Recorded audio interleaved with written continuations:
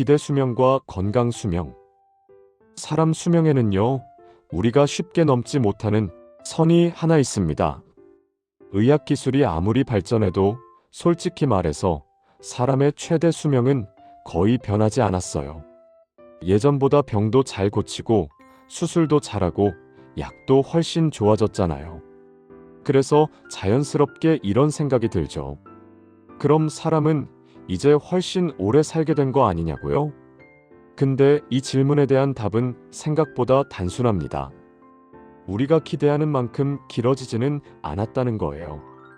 그래서 오늘은요, 왜 이런 일이 계속 반복되는지 그 이유를 조금 편하게 풀어서 이야기해 보려고 합니다.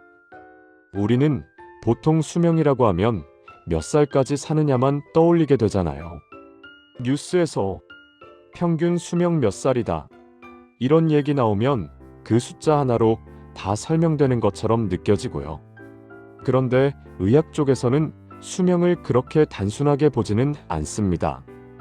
자, 여기서부터가 오늘 이야기의 중요한 포인트예요. 의학에서는 수명을 보통 두 가지로 나눠서 봅니다.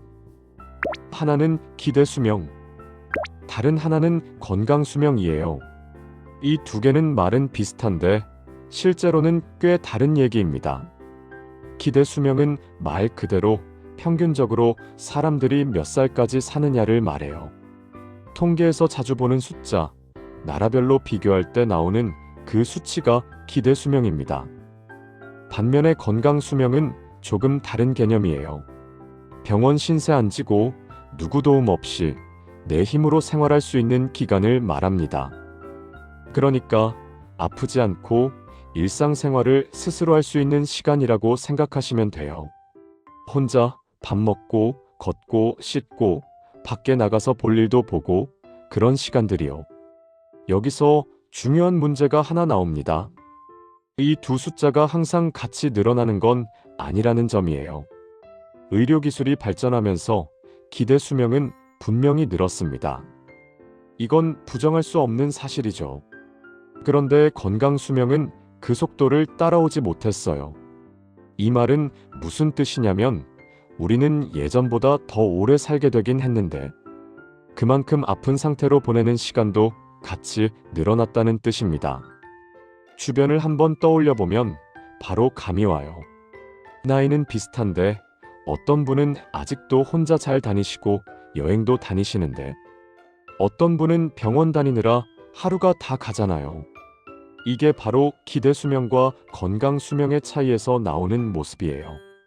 숫자로만 보면 잘 안 와닿는데 사람 얼굴을 떠올리면 바로 이해가 됩니다. 그래서 이런 말 한 번쯤은 다들 해보셨을 거예요. 오래 살면 뭐해? 아프지 않게 사는 게 중요하지. 이 말이 그냥 감정적인 푸념 같아 보일 수도 있는데요. 사실 꽤 정확한 얘기입니다. 이 차이를 이해하지 못하면 오래 사는 것과 잘 사는 것을 자꾸 같은 의미로 착각하게 돼요. 그리고 그 착각 때문에 수명에 관한 오해들이 계속 생깁니다. 뭐 하나만 하면 오래 산다. 뭐 하나만 먹으면 수명이 확 늘어난다. 이런 얘기들이 계속 나오는 이유도 여기에 있어요. 이제 조금 더 자세한 이야기로 들어가 볼게요. 사람 몸은 수십조 개의 세포로 이루어져 있습니다. 이 세포들이 계속 새로 만들어지고 또 교체되면서 우리 몸을 유지해 줍니다. 피부도 그렇고 피도 그렇고 장기도 전부 다 이런 방식으로 돌아가요. 그런데 이 세포들이 언제까지나 똑같이 잘 버텨주지는 않습니다. 여기에는 구조적인 이유가 있어요. 세포는 분열할 때마다 아주 조금씩 손상을 입어요. 처음에는 거의 티도 나지 않습니다. 하지만 이 과정이 10년, 20년, 30년 쌓이면 이야기가 달라져요. 회복 속도가 점점 느려지고 예전처럼 금방 돌아오지 않게 됩니다. 이건 관리를 안 해서 생기는 문제도 아니고 개인의 의지가 약해서 생기는 문제도 아닙니다. 그냥 우리 몸이 원래 그렇게 만들어져 있는 거예요.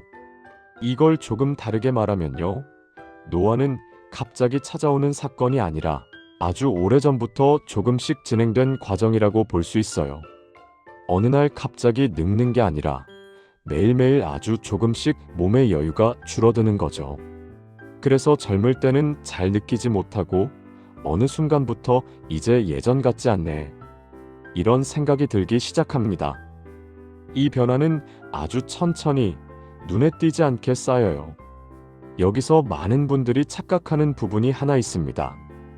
이 세포 분열의 한계가 마치 결함인 것처럼 느껴지지만 사실은 그렇지 않습니다. 오히려 이건 우리 몸을 보호하기 위한 장치에 가까워요.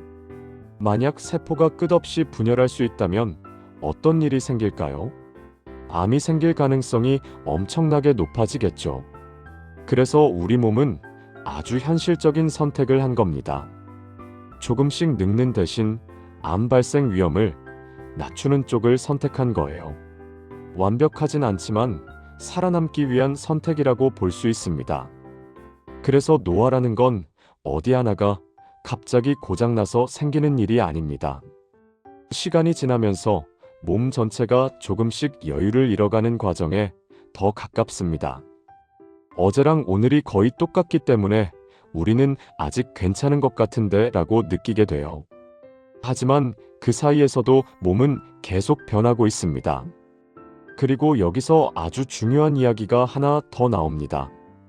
사람 몸은 하나의 기계처럼 한꺼번에 늙지 않습니다. 뇌, 심장, 혈관, 면역계, 근육은 전부 다른 속도로 변해요. 어떤 부분은 생각보다 오래 잘 버티고 어떤 부분은 먼저 한계를 드러냅니다. 그래서 수명을 결정하는 건 가장 튼튼한 장기가 아닙니다. 오히려 가장 먼저 버티지 못하는 부분이 기준이 됩니다. 흔히 말하는 가장 약한 골이라는 표현이 딱 맞아요. 다른 데가 아무리 멀쩡해도 한 군데가 먼저 무너지면 전체는 유지될 수 없습니다. 이게 바로 인간 수명의 구조적인 한계입니다. 이 구조 안에서 비슷한 숫자가 계속 반복해서 나타납니다. 아무리 조건이 좋아도 사람 수명은 보통 110세에서 120세 근처에서 멈춥니다. 이건 우연이 아니라 몸의 구조에서 나오는 결과에 가깝습니다. 이 얘기를 들으면 조금 허무하게 느껴질 수도 있어요. 어차피 한계가 있으면 노력해도 소용없는 거 아니냐? 이런 생각이 들 수도 있고요. 그런데 이걸 조금 현실적으로 말하면요. 수명이라는 건 정해진 길이가 있는 테이프 같은 거라고 볼 수 있어요. 길이를 갑자기 늘리기는 어렵지만 그 안을 어떻게 쓰느냐는 우리가 선택할 수 있습니다. 같은 시간이라도 아픈 상태로 보내느냐, 그나마 편한 상태로 보내느냐는 완전히 다른 이야기거든요. 그래서 수명 이야기를 할 때는 무작정 오래 사는 것보다 어떤 상태로 그 시간을 보내느냐를 같이 봐야 합니다. 자, 이제 오늘 이야기 정리해 볼게요. 핵심은 크게 세 가지입니다. 첫 번째, 사람 수명에는 분명히 넘기 어려운 선이 존재한다. 두 번째, 이 한계는 뭐 하나 때문이 아니라 몸 여기저기에서 쌓인 결과다. 세 번째, 수명을 크게 늘리는 건 어렵지만 건강하게 사는 기간은 지금도 바꿀 수 있다. 운동, 수면, 혈당 관리, 몸에 염증이 쌓이지 않게 하는 생활 습관들. 이런 것들은 이미 효과가 있다는 게 여러 연구를 통해 확인된 것들입니다. 그러니까 우리가 선택할 수 있는 건 몇 살까지 사느냐보다는 그 시간을 어떤 상태로 보내느냐에 더 가깝습니다. 다음 영상에서는 많은 사람들이 아직도 믿고 있는 노화를 늦춘다는 세 가지 착각에 대해서 하나씩 이야기해 보려고 합니다.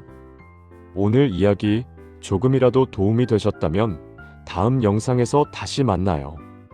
모두 건강하세요.